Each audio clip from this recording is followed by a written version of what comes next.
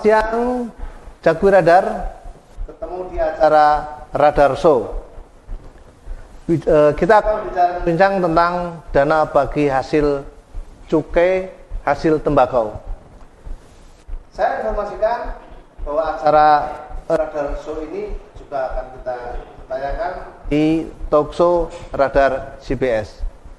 Bersama saya dari kantor Bea Cukai Tegal, Pak Agung Setiawan, dan dari bagian perekonomian pembangunan dan sumber daya alam, Pak Ibnu Fahmi.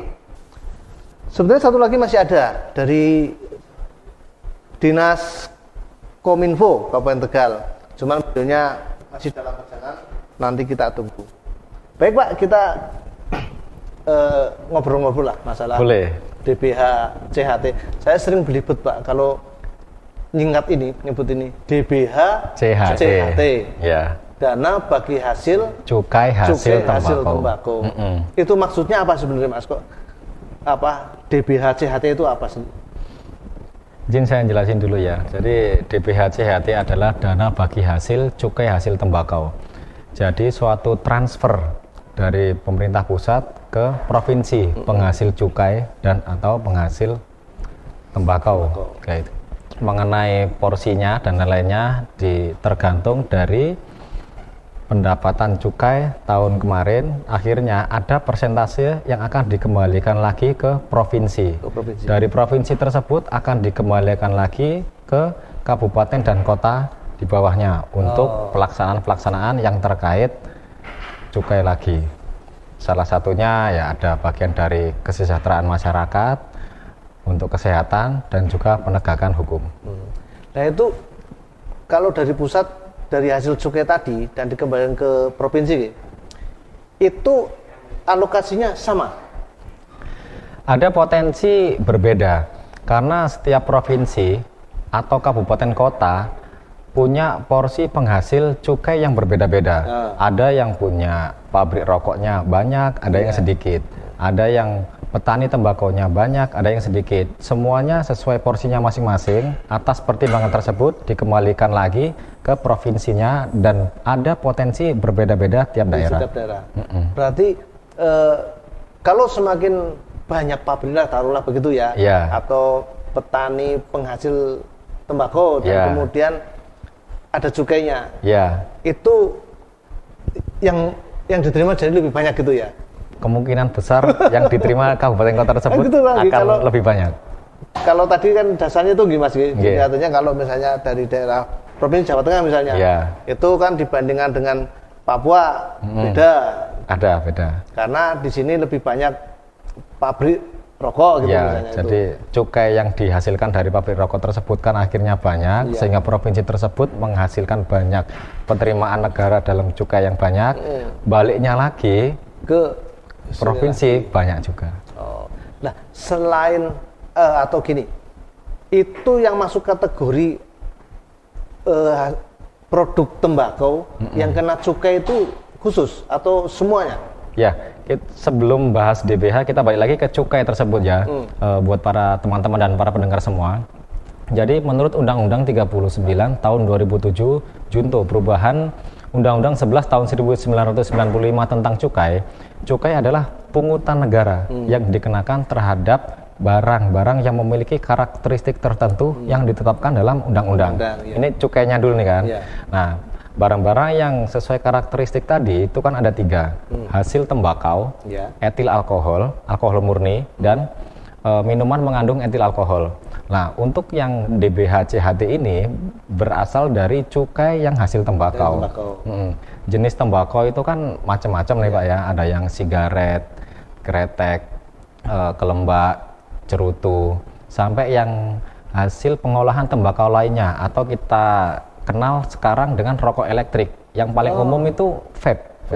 Itu merek atau itu model tuh Mas? Jenisnya. Bukan. Kalau mereknya kan macam-macam nih Pak. Itu kira vape yang buat baygon kayak vape. Bukan obat Pak. nyamuk itu. Bukan Pak. Kalau yang untuk obat nyamuk bukan dikenai cukai Pak. Iya. Jadi atas dasar tersebut, dari cukai tersebut ya vape itu termasuk ada kandungan tembakaunya, jadi dikenai cukai. Tapi kan ini maaf ya Mas, ini melebar dari tembakau ini sedikit. Kayak mobil mewah itu katanya kena cukai gitu. Kalau dibilang cukai itu mungkin bahasa yang dipakai masyarakat itu kan mungkin agak condong ke pungutan negara atau pajak gitu kan. Tapi sebenarnya kalau untuk mobil mewah lebih pas itu kena PPNBM, pajak penjualan barang cukai. Mewah. Kalau cukai itu yang 3 tadi itu ya? 3 tadi yang utama itu Pak. Jadi terkait hasil tembakau, minuman mengandung etil alkohol dan etil alkohol atau alkohol murni. Murni itu. Oh iya. Lah ini kalau tentang produk tembakau yang kena cukai tadi, kalau cukainya sudah kita jelas ya. Nah produsennya itu kan macam-macam tadi itu. Iya. Nah kalau yang pabrikasi mungkin kita tahu semua lah itu cukainya itu sudah pasti ada. Ya. Iya. Nah yang ini yang tradisional itu juga kena cukai juga, misalnya tembakau rajangan misalnya. Jadi di Undang-Undang Cukai itu dijelaskan mana yang dikenakan cukai dan ada yang dibebaskan cukai. Tembakau iris termasuk tidak dikenai cukai asalkan, ya kan, tidak dikemas untuk penjualan eceran, tidak ada etiket atau merek dagangnya lah. Tembakaunya itu tembakau asli Indonesia, emang khas wilayah Indonesia. Jadi atas tembakau iris tersebut tidak dikenai cukai. Tapi beda halnya ketika tembakau tadi dijual untuk kemasan eceran, ada merek dagangnya. Iya. Nah, untuk yang produk tersebut perlu dikenai cukai. Jadi pesen dulu pita cukainya biar legal. Ketika dikemas penjualan eceran tidak ada pita cukainya, jadi ilegal. Jadi ilegal. Dan itu yang harus diberantas itu. Itu yang harus kita berantas karena bersama. Karena ada kontribusinya buat negara ya. Iya, pasti nggak ada kontribusinya. Murah soalnya. Ya, tapi bagi negara kan belum selesai prosesnya, Pak. Ada hak-hak negara di situ, Pak. Di samping itu juga memang kenapa dikenakan cukai karena memang sifat karakternya itu yang merugikan masyarakat gitu ya. Iya. Sehingga kadang tadi kan dikembalikan ke masyarakat lagi. Salah satu bentuknya untuk kesehatan tadi ya. Ya, dari dana bagi hasil cukai, hasil tembakau tadi salah satunya itu balik lagi ke kesehatan. Ini ya sebagai asas keadilan dan keseimbangan. Jadi antara perokok aktif dan perokok pasif ini akhirnya ada asas keadilan ya.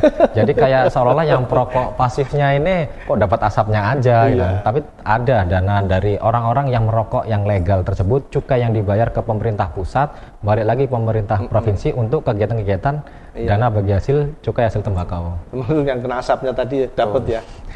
Biar nggak kena asapnya aja lah Pak, harus ada asas keadilan dan keseimbangan. Iya. Nah, Mas Ibnu, itu anggaran itu kan jatuhnya ke Ekbang ya? Iya, betul. Nah, kalau anggaran DPCHT Kabupaten Kota memang jatuhnya ke Sekretariat DPCHT Kabupaten Kota dan biasanya itu dihandle oleh bagian perekonomian di masing-masing kabupaten kota. Berarti untuk alokasi itu ya kita untuk tahun ini untuk Provinsi Jawa Tengah kita menggunakan Pergub 38 tahun 2022 tentang alokasi pembagian cukai untuk provinsi dan kabupaten kota di Provinsi Jawa Tengah. Iya. Dan itu setelah ke sini berarti dikembalikan ke masyarakat dalam bentuk apa saja, Mas? Ya, kalau dikembalikan ke masyarakat dalam bentuk ya macam-macam, Pak. Ya. Salah satunya yang dalam 2 tahun, 3 tahun ini terakhir yang benar-benar bisa langsung dirasakan oleh para penghasil cukai, ya salah satunya itu BLT, Pak. Dengan adanya BLT. BLT itu kan kita semacam pengembalian, semacam reward gitu kan kepada para pekerja pabrik rokok maupun buruh tani yang telah ikut berjasa menyumbang cukai untuk berjasa negara. Menyumbang ya. Tapi BLT kan tidak semuanya dari situ toh, Mas. Betul. Nah, kalau kita kan BLT ini kan BLT yang khusus dari cukai dan peruntukannya juga ada aturan khususnya juga cuma untuk buruh tani dan buruh pabrik tembakau. Iya, jadi yang sudah dikhususkan memang ya. Betul. Alokasinya gimana tahun ini, Mas? Apa ada peningkatan atau? Kalau alokasi DPCHT keseluruhan untuk tahun ini dibandingkan tahun kemarin memang ada peningkatan, Pak. Kalau untuk tahun ini sebesar kurang lebih 13 miliar. Penerimaan itu ya? Itu untuk satu kabupaten kota Tegal, Pak. Kabupaten Tegal itu. Oh iya. Dan untuk pembagiannya kita tetap mengacu kepada PMK 215/PMK 07/2021, di mana untuk bidang kesejahteraan masyarakat yang di dalamnya ada pembagian BLT itu mendapat alokasi sebesar 50%, untuk bidang penegakan hukum mendapat alokasi 10%, dan untuk bidang kesehatan alokasinya 40%. Di dalamnya itu kan untuk bidang kesehatan kita alokasikan juga untuk pembiayaan JKN, Pak. Nah, itu yang tadi menyambung dengan yang dari Mas Wesuke sampaikan itu kan terkait dengan upaya ikut membantu kepada perokok pasifnya itu. Iya. Iya. Itu penerimaan ya Mas yang dari tahun ini ya yang berapa 13,7 Pak. Kurang lebih sekitar itu. Tapi itu setiap tahun memang diusulkan begitu atau memang tahu-tahu dapat segitu?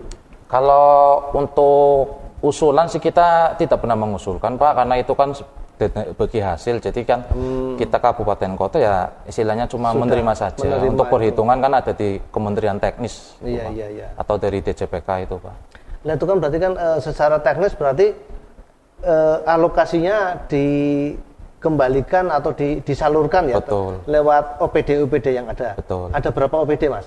Kalau kita untuk bidang kesejahteraan masyarakat ada 4 OPD yang melaksanakan kegiatan yang bersumber dari DPHCHT. Untuk bidang penegakan hukum ada 4 OPD yang melaksanakan kegiatan, dan untuk bidang kesehatan ada 3 OPD Pak.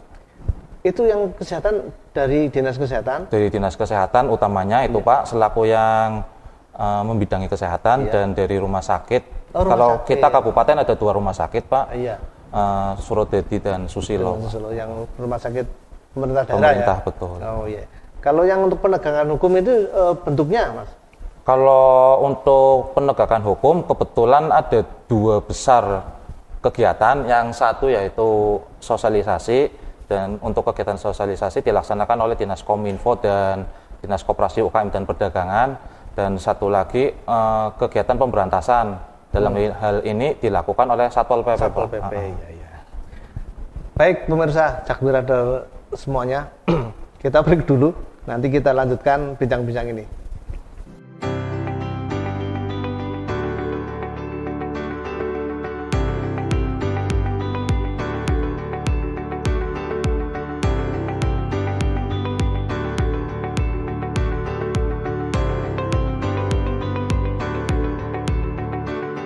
Ya, ketemu lagi.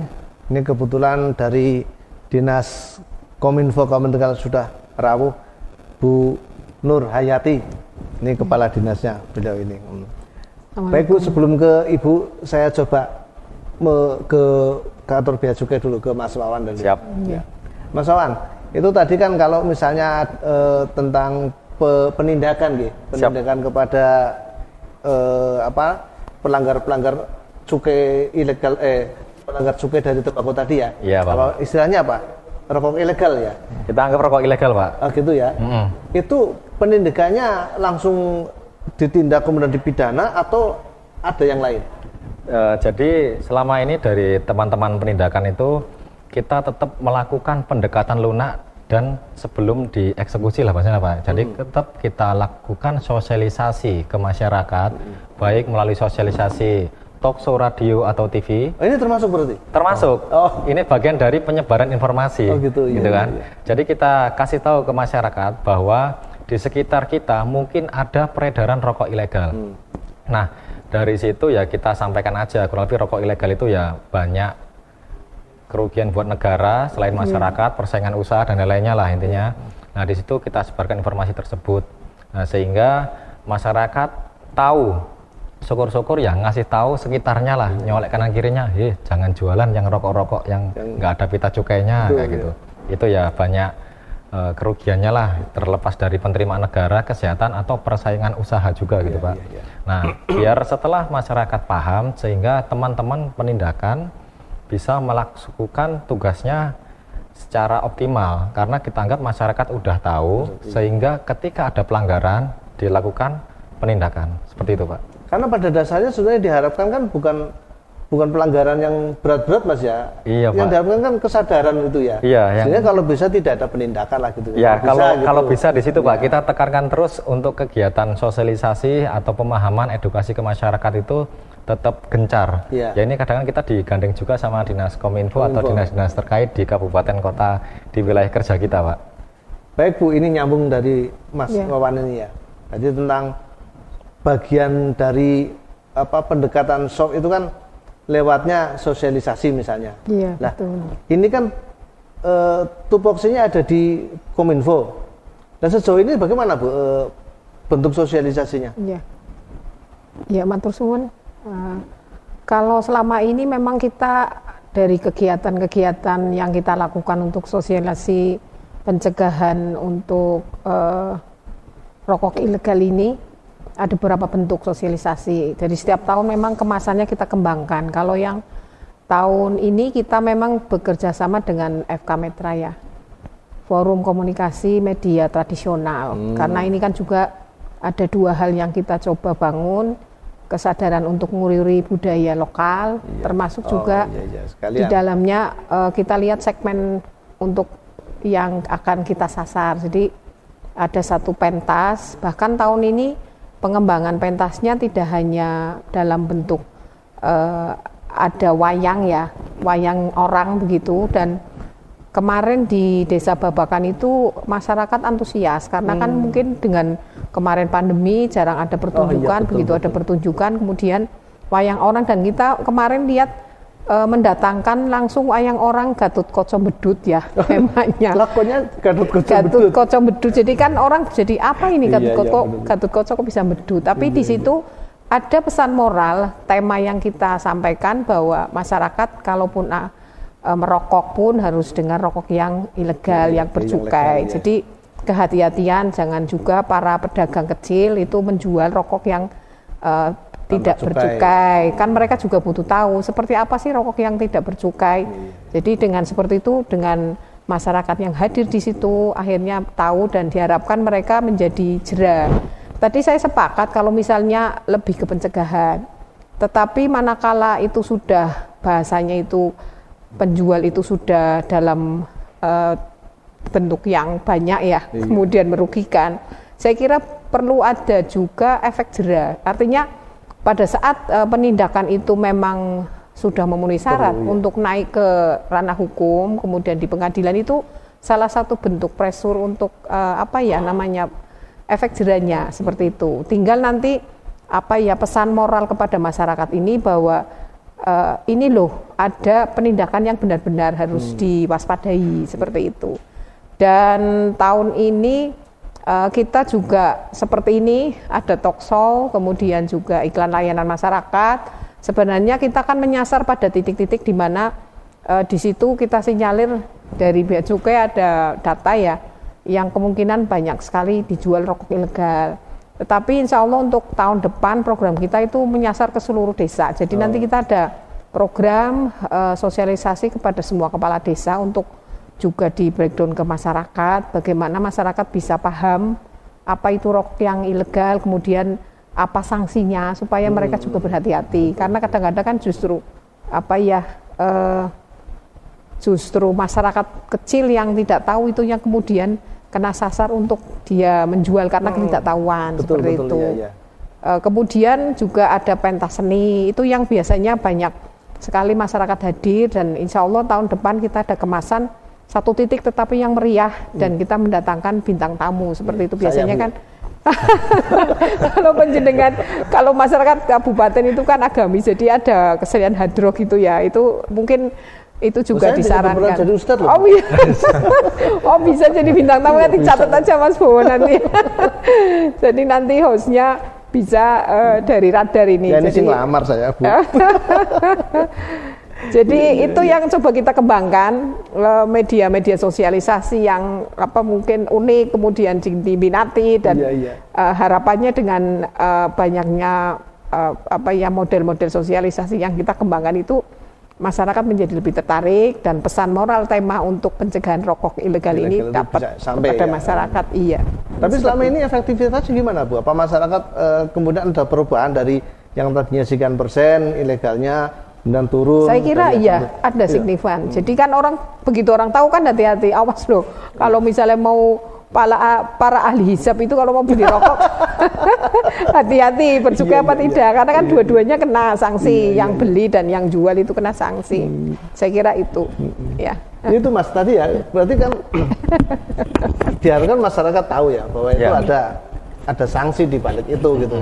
Itu yang kena sanksi itu selain produsen rokok misalnya yang nggak pakai cukai, itu apa saja Mas yang utama bisa itu bahasa yang itu dipakai di pasar itu menyediakan untuk dijual. Menyediakan untuk dijual. Iya. Nah, jadi ketika menurut penyidik terbukti orang tersebut menyediakan untuk dijual, jadi niatannya ada, barangnya ada, saksinya ada, itu bisa naik ke penyidikan dan penuntutan. Seperti itu, Pak. Berarti warung-warung rokok itu juga secara aturan bisa ya? Bisa, Pak. Selama unsurnya terpenuhi, penyidik naikkan statusnya bisa. Tapi ngeri ya Mas? Iya, makanya saya harapkan masyarakat jangan sampai lah kita sampai dilakukan penindakan gini. Kita warung kecil Bu ya. Kasihan. Jualan aja ketengan jadi inilah perlunya kata Ibu tadi itu kita lakukan pencegahan dengan sosialisasi seperti ini. Maksudnya biar masyarakat itu tahu gitu loh. Kayaknya sih ada keuntungan di jualan rokok ilegal, tapi dibandingkan dengan pidana dan sanksinya kok kayaknya nggak sebanding. Jadi kita harapkan ancamannya berapa tahun sebetulnya? Untuk rokok polos saja Pak ya, nggak dilekati pita cukai, itu sekitar 1 sampai 8 tahun. 1 sampai 8 tahun? Iya, itu di bahasa undang-undang. Ancamannya lah ya? Iya, jadi hanya yang mutus ini kan tetap majelis hakim, cuma hanya di situ ada rentangnya itu ada. Nah itu selain ancaman pidana kurungan gitu, denda juga ada? Ada juga Pak. Denda sampai berapa? Bisa 2 kali sampai 10 kali nilai cukai. Nilai cukai misalnya berapa? Jadi misalkan di rokok tersebut, misalkanlah per batangnya itu harusnya nilai cukainya itu kan 1.000. Dia jualnya kan berapa batang, berapa slot, berapa dikalikan aja itu. Tinggal berapa kali nilai cukai tersebut. Sebentar Bu, saya ingin memperdalam sedikit nih. Harus didalami benar-benar. Ya maksudnya biar tahu gitu ya. Iya benar. Ini Mas, teknis untuk mendapatkan cukai misalnya saya atau orang itu mempunyai memproduksi tembakau. Kemudian kan bikin tembakau tidak harus pabrik gede-gede gitu. Nggak harus, Pak. Bisa rumahan juga. Bisa rumahan kan. Nah tapi kan kadang-kadang nggak tahu cara mendapatkan cukainya itu teknisnya gimana? Bisa datang ke kantor bea cukai, ntar kan akhirnya diarahkan perizinannya seperti apa. Itu langkah pertama itu datang ke DPMPTSP Bu ya, untuk perizinan di Pemdanya. Setelah proses itu selesai, baru ntar ada rekomendasi untuk ke bea cukai cek lokasi, ya kan? Dari perizinan Pemda selesai, kita cek lokasi. Setelah cek lokasi, dibuatkan berita acara cek lokasi. Setelah itu pemaparan proses bisnis untuk diterbitkan NPP BKC, yaitu nomor pokok pengusaha barang kena cukai. Nah, atas dasar NPP BKC tersebut, jadi pabrik rokok atau UMKM atau memang perusahaan rokok bisa legal untuk pesan pita cukai. Tapi gampang tuh Pak? Gampang Pak. Satset ya. Ada kemudahan saya kira untuk masyarakat, perizinan dan sebagainya itu kan harus dipermudah. Apalagi sekarang kan kebijakan Ibu Bupati kan dengan adanya MPP Mall Pelayanan Publik itu diharapkan di sana ada boardnya dari Bea Cukai juga. Ada? Iya, jadi masyarakat tidak perlu datang ke Kota Tegal, cukup di MPP kan bisa melakukan proses perizinan itu. Kemudian ini diharapkan menjadi salah satu bagian dari upaya untuk layanan publik yang lebih bagus. Gitu. Iya betul. Jadi tahu ya masalah Mas ya. Tapi intinya nggak ribet lah, kadang-kadang kan yang jadi momok itu kan ribut dan kemudian membayangkan biayanya besar gitu Bu. Enggak juga ya Mas ya? Enggak, kayak kalau misalkan ada kendala tinggal tanya aja, kan ada layanan informasi. Kita cek kendalanya sampai mana. Oh ini ternyata ada apa yang belum dilengkapi atau lain-lainnya. Tapi intinya harus aktif, mantau, proses mudah. Proses cepat. Baik Bu, kembali ke Ibu lagi nih. Itu sosialisasi lancar-lancar saja Bu ya selama Alhamdulillah lancar ya. Ada kendala Bu yang prinsip gitu. Anggaran yang kelihatannya ya. Sebenarnya kalau namanya anggaran kita melihat dari kemampuan keuangan finansial kabupaten ya, apalagi ini kan bagian dari dana bagi hasil cukai pajak. Hanya saja mungkin kalau seandainya saja pemerintah pusat itu tidak paten bahwa untuk sosialisasi hanya 10%. Jadi ada pengembangan persentase. Jadi kita ini bisa harapan atau permintaan, Bu? Ya permintaan lah, supaya maksud saya ada beberapa item-item kegiatan yang sebenarnya bisa kita manfaatkan untuk apa ya, ide-ide kreatif, kemudian sampai kepada segmen masyarakat manapun, kemudian benturannya itu tadi. Tetapi memang solusinya kadang kita apa ya, berkolaborasi ya dengan perbankan, kemudian dunia usaha, kemudian ayo kita bikin satu event sekaligus sosialisasi tapi dapat temanya masuk. Cari sponsor lah. Iya, syukur-syukur ada nanti sponsori kegiatan kami kerjasama. Ya itu tadi.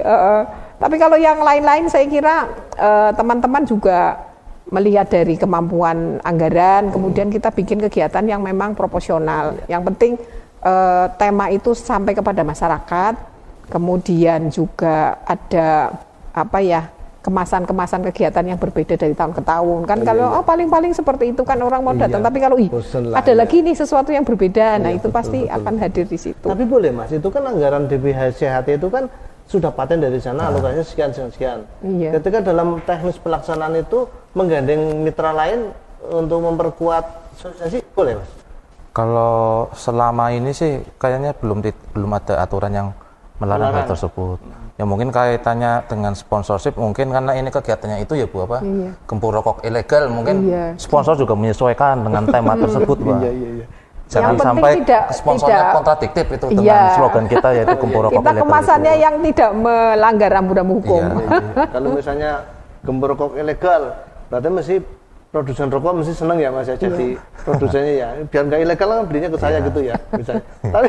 Tapi secara aturan boleh berarti ya? Sementara belum ada larangan sih Pak. Belum ada larangan, ya. Jadi lebih masuk, anggaran lebih kuat, sosialnya masih sampai. Tapi enggak Bu, itu yang selama ini dijalankan maksud saya, itu ada kendala yang pokok enggak? Biasanya hujan kadang ya. Kemarin itu ada juga kan. Makanya kita berharap kita juga nanti akan rescheduling ya untuk kegiatan, nanti kita masukkan di triwulan yang awal di mana musim hujannya belum sampai. Jadi kadang-kadang kan sudah mengemas acara kemudian ada hujan, itu juga bahasanya kan misbar butuh gemis, masyarakat minggir. Tapi kan kemarin saja karena mereka itu suka ya, jadi walaupun gerimis itu mereka pakai jas hujan, masih minggir-minggir, masih sampai dengan selesai mereka takdim sampai dengan pertunjukan selesai, itu yang luar biasa. Iya, kemudian kemarin kita juga adakan beberapa lomba ya, lomba lagu gembur rokok ilegal, jadi penciptaan lagu kemudian ditayangkan, kemudian dilombakan, itu sudah luar biasa. Artinya kan orang itu kan akan tertarik manakala kemasannya itu sesuatu yang menghibur. Jadi kalau musik itu kan menghibur ya, orang senang dengerin musik, kemudian pertunjukan wayang, kemudian kalau misalnya ada lomba kan ada kompetisi di situ.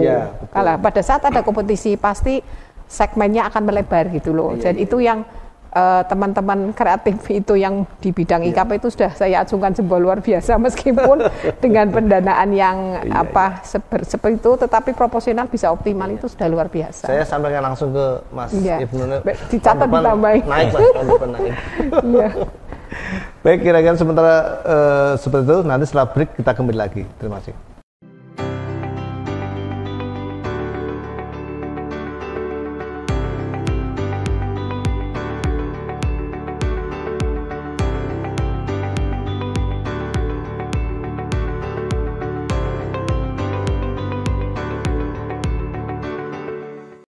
Baik, kembali lagi Jago Radar bersama Ratukso dan Radar CBS.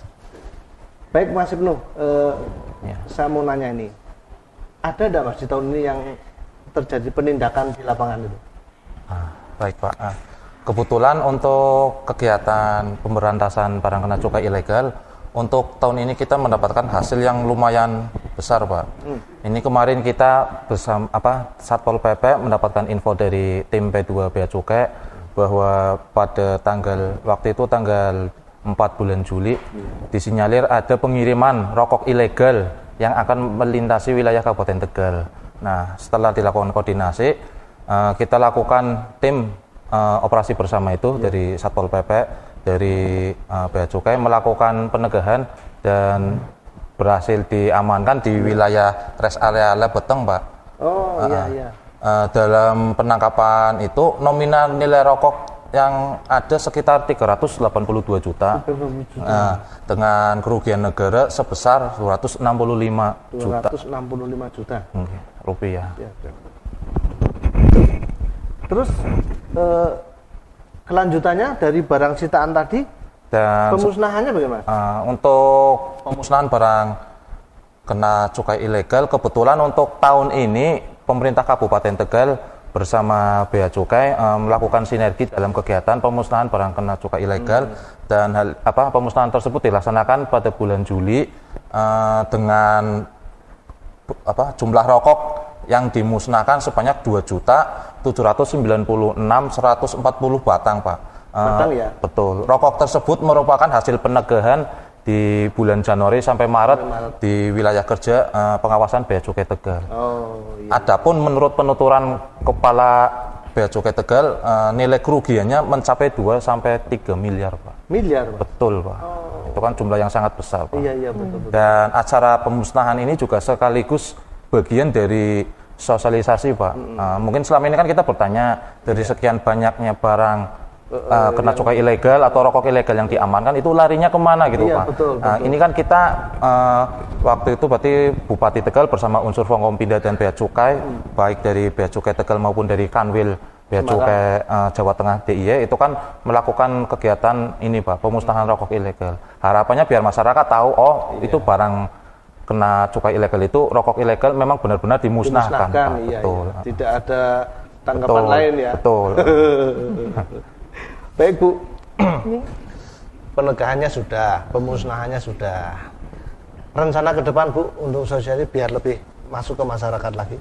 Oh iya. Jadi untuk tahun depan pada seluruh masyarakat Kabupaten Tegal dan sekitarnya ya. Jadi kita ada kemasan baru, insya Allah besok ada sosialisasi. Mungkin makan bersama seluruh kepala desa. Ibu Bupati, Forkompim dengan semua kepala desa, 281 kepala desa dan 6 lurah.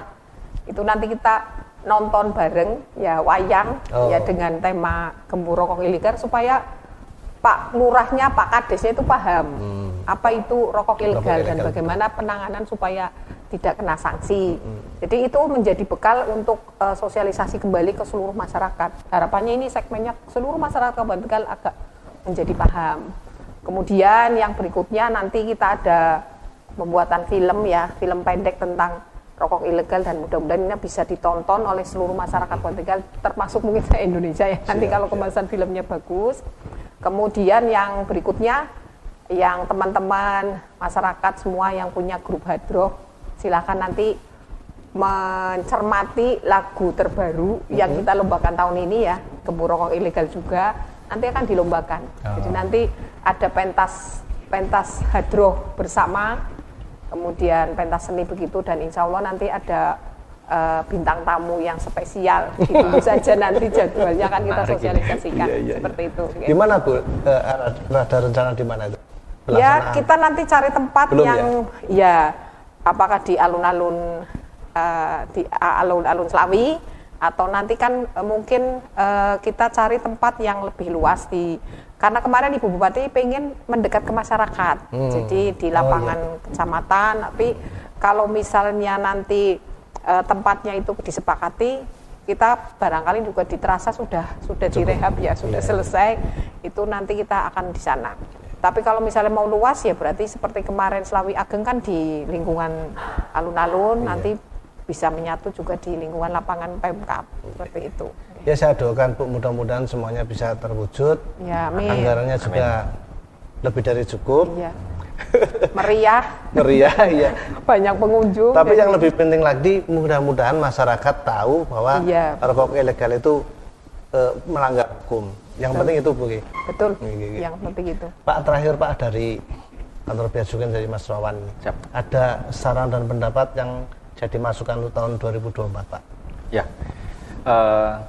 Dari Bea Cukai menurut arahan pimpinan memberikan apresiasi terhadap kabupaten kota yang telah menyelenggarakan sosialisasi Gempur Rokok Ilegal, yang arahnya masyarakat tahu dan paham ciri-ciri rokok ilegal dan bagaimana cara-cara mengantisipasinya. Kita tekankan di situ. Dengan asas keadilan dan keseimbangan, dana bagi hasil akan kembali lagi ke masyarakat. Baik dari, tadi kan mulai dari pertanian, kesehatan, sampai acara sosialisasi, mau di acara pasar, warung, sampai pentas seni atau acara yang lainnya. Ini sangat kreatif. Loh. Jadi emang ada wujud sinergi antar pemerintah pusat dan pemerintah daerah, dan juga emang wujud nyata bahwa dana cukai tersebut emang banyak manfaatnya buat masyarakat, sehingga kita arahkan, kita tekankan ke masyarakat agar tahu dan paham.